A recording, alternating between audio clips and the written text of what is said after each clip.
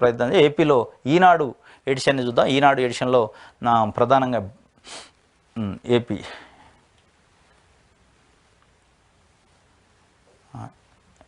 ఈనాడు edition చూద్దాం. ఏపీలో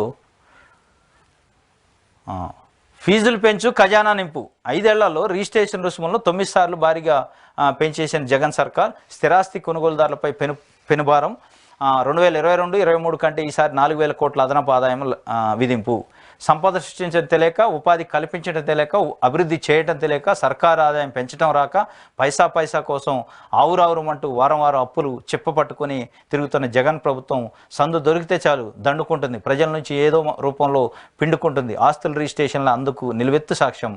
బయట మార్కెట్ విలువ కంటే ప్రభుత్వ రిజిస్ట్రేషన్ విలువ ఎక్కువ ఉండేలా కొన్ని చోట్ల ధరలు సవరించారంటేనే అర్థం చేసుకోవచ్చు. జగనన్న సర్కార్ నిర్వాకాలు ఇవి అన్నట్లు జగన్మోహన్ రెడ్డి సర్కారు గత 5 సంవత్సరాలుగా రిజిస్ట్రేషన్ల ఫీజులను పెంచుతూ అసలు మార్కెట్ విలువ కంటే కూడా కొన్నిసార్లు ఎక్కువ ఉన్నాయట రిజిస్ట్రేషన్ ఫీజులు. దండుకుంటుంది.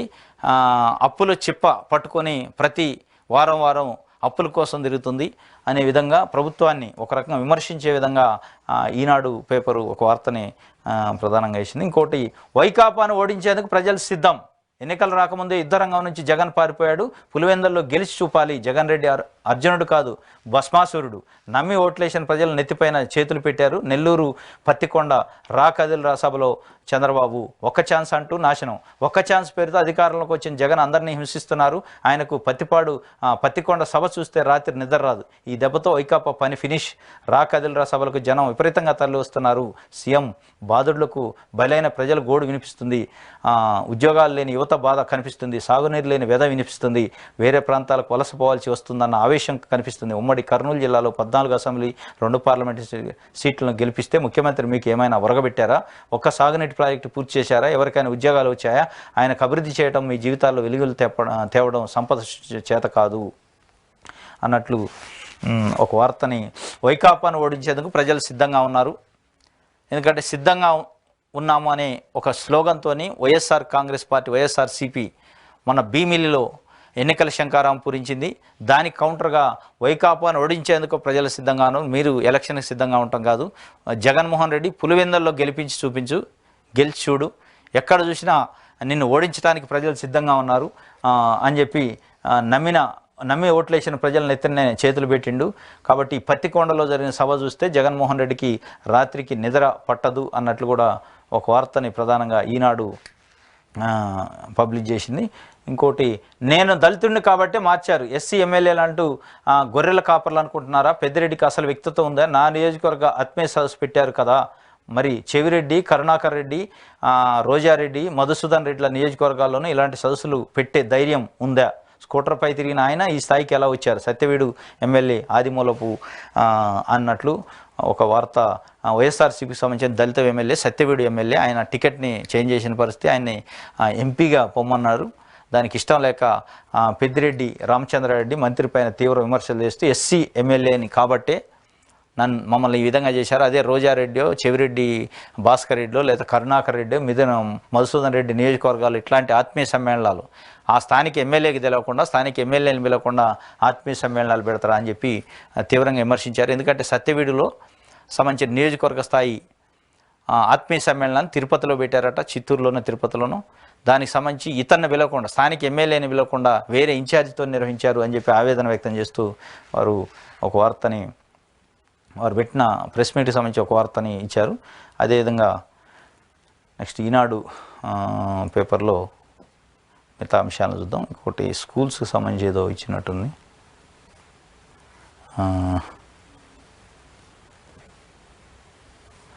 గళం ఇప్పించినందుకు వేధించారట. నెక్స్ట్ ఇది, బదులు ఏ చేసి సమస్యలు దాచేసి, ఆంగ్లంలో చిన్న పదాలు చదవలేకపోతున్న సర్కారు బడి విద్యార్థులు, బేస్ లైన్ పరీక్షలో తేలిన నిజాలు కప్పేస్తున్న వైనం, విద్యార్థుల అభ్యాసన సామర్థ్యాలను గాలికి వదిలేసి గొప్పగా ప్రచారం, పూటకో విధానంతో పిల్లలు ఉపాధ్యాయుల గందరగోళం, తల్లిదండ్రులు మోసం చేస్తున్న జగన్ ప్రభుత్వం అన్నట్టు. సాధారణంగా విద్యార్థులు ప్రోగ్రెస్ రిపోర్ట్లపై పెద్దలతో సంతకం చేయించి తీసుకురమ్మంటారు, కానీ వైకాపా సర్కార్ తీరు దానికి రివర్స్లో ఉంది. పిల్లల సామర్థ్యాలు తల్లిదండ్రులు తెలియకుండా, తమ పనితీరులోని డొల్లతనం బయటపడకుండా ఏకంగా ప్రోగ్రెస్ రిపోర్టులనే దాచేస్తూ జబ్బలు చరుచుకుంటున్నారు. విద్యా వ్యవస్థను ఉద్ధరిస్తున్నట్టు కలరింగ్ ఇచ్చుకుంటుంది. పిల్లల భవిష్యత్తును ప్రశ్నార్థకం చేస్తూ అమ్మా నాన్నలను మోసం చేసేందుకు మీకు మనసెలా ఒప్పింది జగన్. క్యాటు, రెడ్, సన్ను, న్యూ ఫ్యాన్, బస్ తదితర ఆంగ్ల పదాలను 1వ తరగతిలోని పిల్లలు నేర్చుకుంటారు. కానీ ప్రభుత్వ బడిలో 3వ తరగతి ఆంగ్ల మాధ్యమంలో చదువుతున్న వారిలో 24.3% మంది ఈ పదాలను చదవలేకపోతున్నారు అన్నట్టు.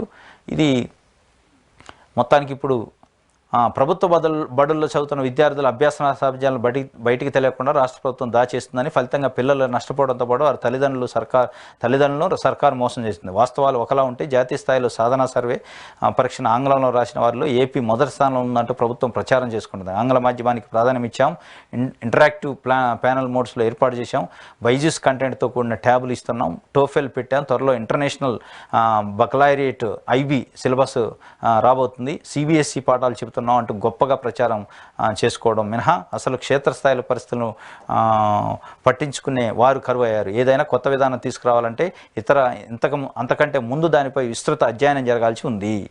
ఇది ఏపీలో సర్కారు బడులలో, సర్కారు పాఠశాలలలో ఇంగ్లీష్ మీడియం ప్రవేశపెట్టారు. అదే ఆ బదులు ఏ అని రాశారు. ఇంగ్లీష్ మీడియాన్ని ప్రవేశపెట్టి ఇంగ్లీష్ మీడియానికి సంబంధించి బైజూస్ సంస్థని ఒప్పందం చేసుకొని బైజూస్ కంటెంట్, అదేవిధంగా టోఫెల్, అదే ఇంగ్లీష్ని అప్గ్రేడ్ చేస్తూ ఇంగ్లీషు మీడియంలో చెప్పడానికి ఆ టీచర్స్కి ట్రైనింగ్ ఇస్తూ ఇంటరాక్టివ్ ప్యానల్ మోడ్స్లో కూడా చెప్తూ మొత్తానికి ఒక కొత్త వరవడిని ఏపీ ప్రభుత్వం తీసుకొచ్చింది. ప్రభుత్వ పాఠశాలలో మొట్టమొదటిసారి ఇంగ్లీష్ మీడియంలో బోధించడం అనేది తెలుగు రాష్ట్రాల్లో మొట్టమొదటిసారి అక్కడ జరిగింది. దాని యొక్క రిజల్ట్స్ కూడా కొంత మెరుగ్గా ఉన్నాయి అనేది మనకు తెలుస్తుంది. కానీ ఈనాడు పేపరు కానీ ఆంధ్రజ్యోతి పేపర్ కానీ మొదటి నుంచి ఇంగ్లీష్ మీడియాన్ని ప్రభుత్వ స్కూల్లో పెట్టడాన్ని వ్యతిరేకిస్తున్నాయి. ఇంగ్లీష్ మీడియం వద్దు, తెలుగు మీడియం ఉండాలి ప్రభుత్వ స్కూల్లో, కానీ మా పిల్లలు మా మనవాళ్ళ మటుకు ఇంగ్లీష్ మీడియంలో చదువుకోవాలి. పేద ప్రజలు SC ST BCలకు సంబంధించిన పేద ప్రజల పిల్లలు ప్రభుత్వ స్కూల్లో చదువుతారు కాబట్టి పేద ప్రజల పిల్లలు ఇంగ్లీష్ మీడియం చదవద్దు, మా పిల్లలతో పోటీ పడద్దు, మా పిల్లలకు సమానమైన స్థాయిలో ఇంగ్లీష్ మీడియం చదువుతారనే ఒక కుట్ర పూరితమైన వార్తలు రాస్తుండ్రు.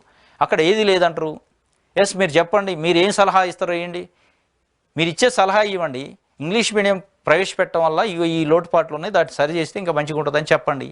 కానీ అసలు ఇంగ్లీష్ మీడియం పెట్టొద్దు, ఇంగ్లీష్ మీడియం పేద పిల్లలు చదువుకోవద్దు, పేద పిల్లలు వెళ్ళే ప్రభుత్వ పాఠశాలలో ఓన్లీ తెలుగు మీడియం ఉండాలి అని వాళ్ళ పైన బలవంతంగా రుద్ది వాళ్ళు జాతీయ స్థాయిలో అంతర్జాతీయ స్థాయిలో జరిగే పరీక్షలకు పోటీ పడకుండా చేయటం, మీ పిల్లలు మీకు సంబంధించిన పిల్లలు కానీ మీ మనవాళ్ళు కానీ మీరంతా ఇంటర్నేషనల్ స్కూల్స్, నేషనల్ స్కూల్స్ అని ప్రైవేట్ స్కూల్స్లో చదవాలి, కాన్వెంట్లో చదవాలి. ఇది కుట్ర కాదా? పేద ప్రజలపైన కుట్రనే ఇది. తెలుగు మీడియం నుంచి ఇంగ్లీష్ మీడియంలోకి ప్రపంచం అంతా వెళ్తుంటే ఇంగ్లీష్ మీడియం వైపు గ్లోబలైజ్డ్ అవుతుంటే, గ్లోబలైజేషన్ అని ఒకవైపు చంద్రబాబు నాయుడు చెప్తుండు, థింక్ గ్లోబలీ యాక్ట్ లోకలీ అని. మనం ఎక్కడ తీసుకోవాలి? పదే మీరు రాస్తుంటారు సాఫ్ట్వేర్ రంగాన్ని అభివృద్ధి చేసిన చంద్రబాబు నాయుడు, సాఫ్ట్వేర్ వల్ల దేశ విదేశాల్లో తెలుగు వాళ్ళు ఉన్నారట. దేశ విదేశాల్లోకి పోయి తెలుగు మాట్లాడితే వేరే దేశాలకు పోయి లెక్క చేస్తారా? జాబులు ఇస్తారా? కెరియర్ ఉంటుందా? ఇంగ్లీష్ మీడియం మాట్లాడాలి, ఇంగ్లీష్ మీడియంలో చదవాలి, ఇంగ్లీష్లో మాట్లాడితేనే అంతర్జాతీయ స్థాయిలో గుర్తింపు ఉంటుంది, అంతర్జాతీయ స్థాయిలో ఉపాధి దొరికిద్ది. అది వదిలేసి ఇంగ్లీష్ మీడియం పెట్టారు, అది పెద్ద తప్పు, తెలుగు మీడియాన్ని నిర్లక్ష్యం చేస్తారు, తెలుగు పోతుంది. ఎక్కడ పోదు తెలుగు మాట్లాడుతూనే ఇంగ్లీష్లో అప్గ్రేడ్ కావాలి, ఇంగ్లీష్ మీడియాన్ని నేర్చుకోవాలి తప్ప మీ పిల్లలు పోవట్లేదా తెలుగు మాట్లాడితే ఇంగ్లీష్ మీడియం స్కూల్స్? మీ పిల్లలు USలో బయట ఆస్ట్రేలియాలో చదవట్లేదా? ఎందుకు పోతున్నారు? మరి తెలుగు మీడియంలోనే చదవాలి, తెలుగు ప్రాంతంలోనే నివసించాలి కదా. ఇది వివక్ష. అంటే మీ పిల్లలు ఒక రకమైన దాంట్లో ఉండాలి, ఇంకో గ్రేడింగ్ అన్నట్టు. పిల్లల చదువులో కూడా మీరు గ్రేడింగ్, పేద పిల్లలు ఒక గ్రేడ్లో ఉండాలి, మా పిల్లలు వేరే గ్రేడ్లో అప్పర్ గ్రేడ్లో ఉండాలి అనేది మీ ప్రభుత్వం వైపు నుంచి తప్పు ఉంటే విమర్శించండి, ప్రభుత్వం వైపు నుంచి దానికి సవరణలు చెప్పండి. వాళ్ళు పాటించకపోతే ప్రజలు చూసుకుంటారు. నిజంగానే వాళ్ళ పిల్లలకు చదువు రాకపోతే ప్రజలు చూసుకుంటారు. మీరు ఇంగ్లీష్ మీడియం పైన ఎందుకు దాడి చేస్తారు? ప్రభుత్వ స్కూల్లో విద్య బాగాలేదు అన్నంత వరకు బాగానే ఉంది, కానీ ఇంగ్లీష్ మీడియం పెట్టడం వల్లనే బాగాలేదు అనేది తప్పది. మీరు ఇంకొకటి అసలు ఈనాడు పత్రిక కానీ ఆంధ్రజ్యోతి ప్రధానంగా ఈ కుంటి శాఖలు ఏంటంటే నారాయణ శ్రీ చైతన్య విద్యా సంస్థలని వాళ్ళ యొక్క విద్యా సంస్థలు కుంటుపడిపోతున్నాయి. వాళ్ళ స్కూళ్ళకు పిల్లలు వెళ్ళే పరిస్థితి లేదు. ఎందుకంటే స్ట్రెంత్ అని అవుతుంది, ప్రభుత్వ స్కూల్ స్ట్రెంత్ అని ప్రభుత్వ స్కూల్లో ఇంగ్లీష్ మీడియం పెట్టారు కాబట్టి నారాయణ స్కూళ్ళు, శ్రీ చైతన్య స్కూళ్ళు, మిగతా కార్పొరేట్ స్కూళ్ళు మొత్తం కూడా నిర్వీర్యం అయిపోయే పరిస్థితి ఉంది. వాళ్ళు పచ్చగుంటేనే నారాయణ చైతన్య పచ్చగుంటేనే ఈనాడు ఆంధ్రజ్యోతి కానీ మిగతా పేపర్లు కానీ పచ్చగుండే పరిస్థితి. ఎందుకంటే యాడ్లు వస్తాయి, వాళ్ళ నాయకులకి స్పాన్సర్ చేస్తారు, పొలిటికల్ పార్టీలని స్ట్రెంథెన్ చేస్తారు. ఎందుకంటే నారాయణ విద్యా సంస్థల అధిపతి నారాయణ టీడీపీ పార్టీ నాయకుడు, దాంట్లో మంత్రిగా చేసిండు. ఆ పార్టీకి సంబంధించిన ఎలక్షన్ మేనేజ్మెంట్ ఎంత, పోల్ మేనేజ్మెంట్ ఆయనే చూసుకుంటారు. కాబట్టి వాళ్ళు పచ్చగొండాలి, వీళ్ళ ఉద్దేశం అది. పేద ప్రజలపైన ప్రేమ కాదు, పేద ప్రజలపైన ఏదో నష్టం జరుగుతుందనే ఇది కాదు. వాళ్ళు నారాయణ విద్యా సంస్థలు కుంటుపడిపోతున్నాయి, నారాయణ విద్యా సంస్థల ప్రాధాన్యత తగ్గుతుంది. ప్రభుత్వ స్కూల్స్ ఎప్పుడైతే ఇంగ్లీష్ మీడియంకి అప్గ్రేడ్ అయ్యి ప్రభుత్వ స్కూల్లో టెక్నాలజీ ఇంప్లిమెంట్ చేసి ప్రభుత్వ స్కూల్లో బైజూస్ కాంటెంట్ని డెవలప్ చేయటం వల్ల నారాయణ స్కూల్స్, చైతన్య స్కూల్స్ ఏపీలో ఎంత లేదనుకున్నా వాళ్ళ యొక్క ప్రాధాన్యత తగ్గింది, వాళ్ళ యొక్క అడ్మిషన్స్ తగ్గినాయి. అది వీళ్ళ కుళ్ళు తప్ప వేరేది ఏం లేదు. ఇది ఈనాడుకు సంబంధించి ఏపీ ఎడిషన్. అదేవిధంగా సాక్షి పేపర్ చూద్దాం, ఏపీ ఎడిషన్. సాక్షిలో పేదరికంపై గెలుపు, రాష్ట్రంలో మెరుగుపడ్డ ప్రజల జీవన ప్రమాణాలు. పేదల ఆదాయాలు పెరగడంతో పాటు నాణ్యమైన విద్య, వైద్యం, పౌష్టికాహారం, గృహవసతి, తాగునీరు అన్నింట మెరుగుదల, జీవన నాణ్యత పెరిగి పేదరికం తగ్గిందన్న నీతి ఆయోగ్ 2019-21లో 6.06%, 2022-23 నాటికి 4.19% పడిపోయింది పేదరికం అని. పేదరికం శాతం తగ్గిందట. అంటే 2019-21లో 6.06% ఉంటే ఇప్పుడు 2023-24 22-23కి 4.19% తగ్గింది. పేదరికాన్ని తగ్గించాం. విద్య, వైద్యం, పౌష్టికాహారం, గృహవసతి, తాగునీరులో మంచి మెరుగైన ఫలితాలు ఉన్నాయని చెప్పినట్లు ఒక వార్త. ఇది నీతి ఆయోగ్ సంబంధించిన ఒక రిపోర్ట్ ఇచ్చిందట. ఆ రిపోర్ట్లో ఏపీలో పేదరికం యొక్క శాతం 6-4% తగ్గింది. విద్య, వైద్యం, తాగునీరు, పౌష్టికాహారం, గృహవసతి విషయంలో చాలా మెరుగైన ఫలితాలు ఉన్నాయి అన్నట్లు ఇచ్చినట్లు ఒక వార్తను బ్యాన్ రైటంగా సాక్షి పేపర్ ఇచ్చింది. ఉండటానికి ఇల్లు, తినడానికి తిండి, కట్టుకోవడానికి బట్ట, ఈ మూడు లేక ఇబ్బందులు పడేవారే పేదలన్నది ఒకప్పటి ప్రతిపాదిక. కానీ రోజులు మారే. ఈ మూడు ఉండటమే కాదు, అవి నాణ్యంగా ఉండాలి, నిరంతరం కొనసాగాలి. అలా కొనసాగించడానికి అవసరమైన సదుపాయాలు వారికి అందుబాటులోకి రావాలి. అదిగో అప్పుడే వారు పేదరికం నుంచి బయటపడతారు. స్థూలంగా చెప్పాలంటే వీటన్నిటిని సాధించడానికి పేదల ఆదాయాలు పెరగాలి. అలా పెరగడంతో పాటు భవిష్యత్తుపై భరోసా ఉండేలా వారికి నాణ్యమైన విద్య, వైద్యం అందాలి. గృహవసతితో పాటు తాగునీరు, పౌష్టికాహారం అందటం, మాతా శిశు మరణాల తగ్గటం, ఇవన్నీ జరిగితేనే పేదరికం తగ్గినట్లు నీతి ఆయోగ్ స్పష్టం చేసింది. నాణ్యమైన విద్య, వైద్యం అందితే పేదల జీవితాల్లో గణనీయమైన మార్పులు వస్తాయని పేర్కొంది. విశేషం ఏమిటంటే నవరత్నాలలో పేదలకు అండగా నిలిచి ప్రత్యక్షంగా పరోక్షంగా ఈ 4.5 ఏళ్లలో ఏకంగా 4.21 లక్షల కోట్ల పేదలకు అందజేసిన ఆంధ్రప్రదేశ్ ప్రభుత్వం ఈ విషయంలో గణనీయమైన పురోగతి సాధించింది. ఇక్కడ పేదలకు గడిచిన 4.5 ఏళ్లలో ఏకంగా 1.87% తగ్గాయి పేదరికం ఇప్పుడు 4.19% మాత్రమే పరిమితమైంది. ఇది కేంద్ర ప్రభుత్వం ఆధీనంలో నీతి ఆయోగ్ నివేదికలో వెల్లడించిన వాస్తవం. కానీ ఇది ఆంధ్రప్రదేశ్ ప్రభుత్వం తెచ్చిన మార్పు అన్నట్లు. ఆంధ్రప్రదేశ్లో వైఎస్ఆర్సీపీ ప్రభుత్వం వచ్చిన తర్వాత పేదరికం 6% నుంచి 4% తగ్గింది అని నీతి ఆయోగ్ ఇచ్చిన రిపోర్టే మేము చేసిన పరిపాలనకి, వైఎస్ఆర్సీపీ ప్రభుత్వం చేసిన పరిపాలనకు నిదర్శనం. పేదరికం తగ్గింది. విద్య, వైద్యం, పౌష్టికాహారం, తాగునీరు, గృహవసతి విషయంలో చాలా స్పష్టంగా అభివృద్ధి చేసినాం అని చెప్పి పేదలకు 4.21 లక్షల కోట్ల రూపాయలు డీబీటీ, నాన్ డీబీటీ పద్ధతిలో ప్రభుత్వం యొక్క సంపదని పంచినాం అని చెప్పి వారు చెప్పారు. ఇది సాక్షి పేపర్కి సంబంధించి ఏపీ ఎడిషన్లో. నెక్స్ట్ ఏపీ ఆంధ్రజ్యోతి ఎడిషన్ చూద్దాం. ఆంధ్రజ్యోతి. అవును, వైసీపీ వాలంటీర్లే. పసుపు తొలగించిన ముఖ్యమంత్రి, ముసుగు తొలగించిన ముఖ్యమంత్రి తమ పార్టీ వారే అని అంగీకారం. పథకాల పంపిణీ పేరిట నియామకం, సొంత పార్టీ ప్రచారానికి వాడకం, నిత్యం జగన్ సేవలోని వాలంటీర్లు. ఇప్పుడు మరింత విస్తృతంగా ప్రచారం. వైసీపీ గెలుపు కోసం వారితో పనులు. ఓటర్ల జాబితా ప్రక్రియలో జోక్యం, గ్రామ సచివాలయాల వేదికగా సభలు, పార్టీ సభలకు తరలుతున్న వాలంటీర్లు. పథకాల అమలు, ఓటర్ల జాబితాకు సంబంధించి వాలంటీర్లపై ఇప్పటికే ఎన్నో ఆరోపణలు వచ్చాయి. జగన్ సర్కార్ ప్రభుత్వం సొమ్ము ఖర్చు పెట్టి వారితో పార్టీ ప్రచారం చేయించుకుంటుంది. జగన్ చెప్పినట్లుగా వైసీపీ కార్యకర్తలైన వాలంటీర్లు ఎన్నికల సమయంలో వైసీపీకి అనుకూలంగా పనిచేయడంతో పాటు పథకాల పేర్లు చెప్పి ఓటర్లను ప్రవేశం చేస్తారనే ఆరోపణలు వస్తున్నాయి. ఇది గ్రామ సచివాలయంలో వాలంటీర్లకు సంబంధించిన గ్రామ సచివాలయం వాలంటీర్ల వ్యవస్థకు సంబంధించి మొదటి నుంచి ప్రతిపక్షాలు ఆరోపిస్తున్నాయి. గ్రామ పంచాయతీలో ఉన్న వాలంటీర్లు వైసీపీ కార్యకర్తలు లెక్క పనిచేస్తారు, వైసీపీ పార్టీ కోసమే పనిచేస్తున్నారు. ప్రభుత్వం యొక్క సొమ్ముతో జీతాలు పొందుతూ ప్రభుత్వ కార్యకలాపాలు కూడా పార్టీ కార్యకలాపాలు, రాజకీయ వ్యవహారాల్లో కూడా పాల్గొంటున్నారు అని చెప్పి విమర్శిస్తున్నారు. దానికి సంబంధించి నిన్న వైసీపీకి సంబంధించి ఒక పార్టీ మీటింగ్లో, ఇక్కడ వాలంటీర్ల మీటింగ్లో మాట్లాడుతూ జగన్ మాట్లాడినట్లు వాళ్ళు వైసీపీ వాలంటీర్లే అని ఒప్పుకున్నట్లు ఆంధ్రజ్యోతి ఒక బ్యాన్ రైటం పెట్టింది. మరి వారు జగన్మోహన్ రెడ్డి ఏమన్నారో చూద్దాం. వాలంటీర్లు ఎవరో కాదు, వారు కూడా మనల్ని అభిమానించే, మన పార్టీని అభిమానించే మనవాళ్లేనని చెప్పడానికి గర్వపడుతున్నా. శనివారం విశాఖ జిల్లా సింగివలసలో జరిగిన సిద్ధం బహిరంగ సభలో ముఖ్యమంత్రి జగన్ ఇలా అసలు విషయం చెప్పేశారు. సేవ ముసుగు తీసేశారు. ఇది వాలంటీర్లు ఎవరు, వాళ్ళు కూడా మనలో ఒక మనుషులే, మన అభిమానించే వాళ్ళే, మన పార్టీని మన ప్రభుత్వాన్ని అభిమానించే వ్యక్తులే అని చెప్పారు. దాన్ని వాలంటీర్లు వైసీపీ కార్యకర్తలే అన్నట్టు చెప్పినట్టు ఆంధ్రజ్యోతి చెప్పే ప్రయత్నం చేసింది.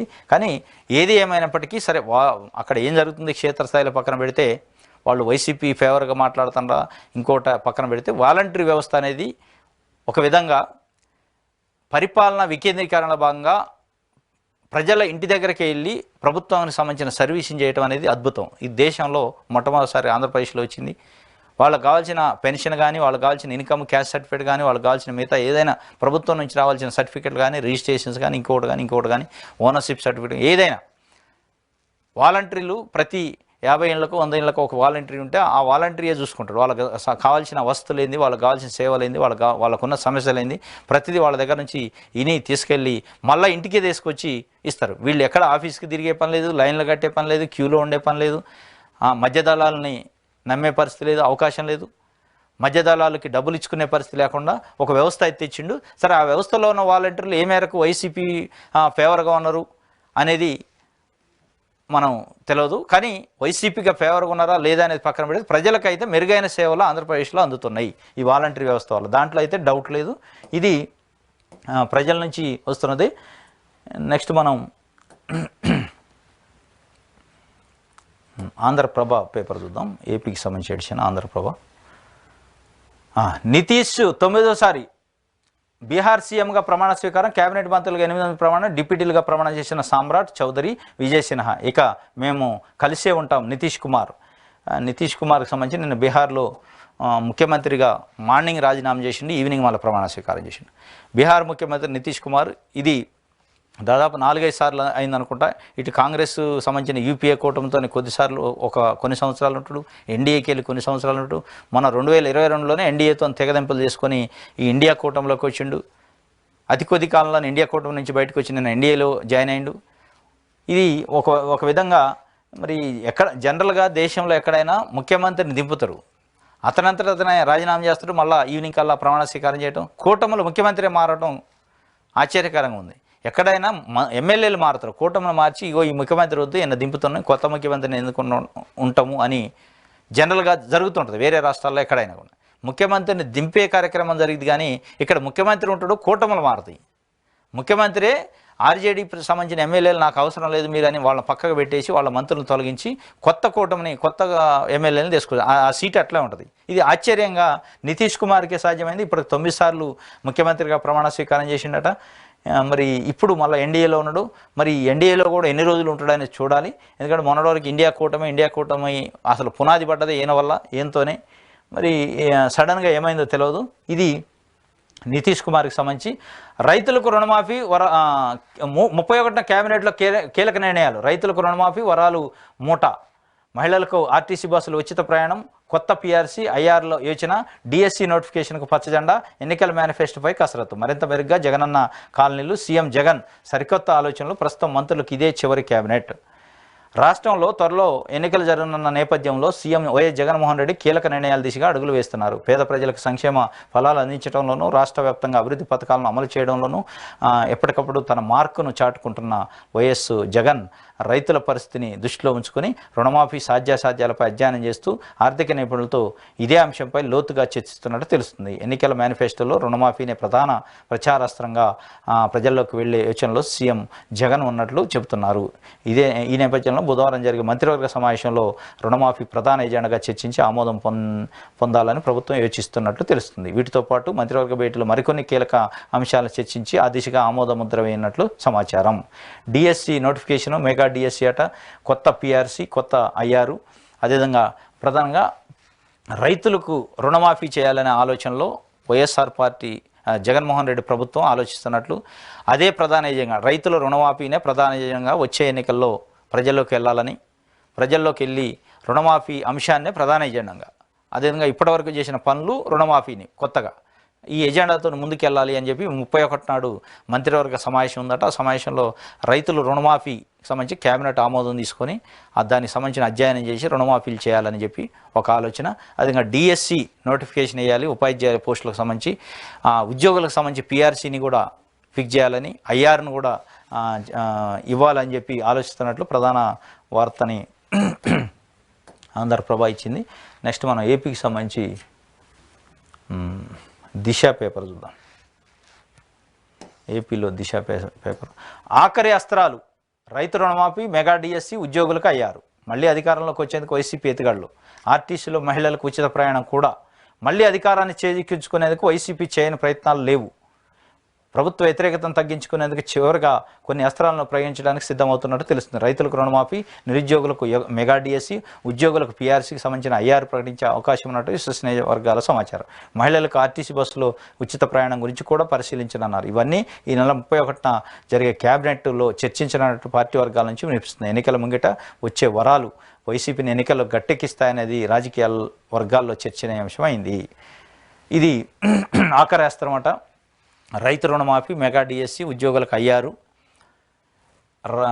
అదేవిధంగా ఆర్టీసీ బస్సుల్లో మహిళలకు ఉచితంగా ప్రయాణం. ఇప్పుడు కర్ణాటకలో ఉంది, మన తెలంగాణలో కూడా ఆర్టీసీ బస్సులు ఉచితంగా ప్రయాణం ఇస్తున్నారు కాబట్టి ఏపీలో కూడా పెట్టాలి. మహిళల ఓట్లు యాంగిల్లో మహిళల ఓట్లు పొందాలనే ఒక కోణంలో. అదేవిధంగా రైతు రుణమాఫీ, రైతులకు సంబంధించి వాళ్ళని దగ్గర తీసుకునే పనిలో ఉన్నారు. ఉద్యోగులకు సంబంధించి అయ్యారు, నిరుద్యోగులకు సంబంధించి డిఎస్సి. ఈ అన్ని వర్గాలను కూడా వచ్చే ఎన్నికల్లో దగ్గర చేసుకోవడానికి, వచ్చే ఎన్నికలు వాళ్ళ మన్ననలు పొందడానికి ఒక ప్రయత్నం చేస్తున్నట్టు, ఆఖరి అస్త్రంగా వాళ్ళు ప్రయత్నం చేస్తున్నట్టు. రాబోయే ఎన్నికల్లో తప్పనిసరిగా అధికారాన్ని చేపట్టాలంటే ఒక మార్క్ ఉండాలి. జగన్మోహన్ రెడ్డికి సంబంధించి పరిపాలన ఈ విధంగా ఉంటుందని డిఎస్సి విషయంలో కానీ, ఐఆర్ విషయంలో కానీ, మహిళలకు ఉచిత ప్రయాణ విషయంలో కానీ, రైతు రుణమాఫీ విషయంలో కానీ, ఈ విషయాలపైన తప్పనిసరి క్యాబినెట్లో నిర్ణయించి ఈ విషయాలతోనే ఎన్నికల్లోకి వెళ్ళాలని ఒక ఆలోచన చేస్తున్నట్టు జగన్మోహన్ రెడ్డి ఉన్నట్లు రాజకీయ వర్గాల చర్చ జరుగుతుందట.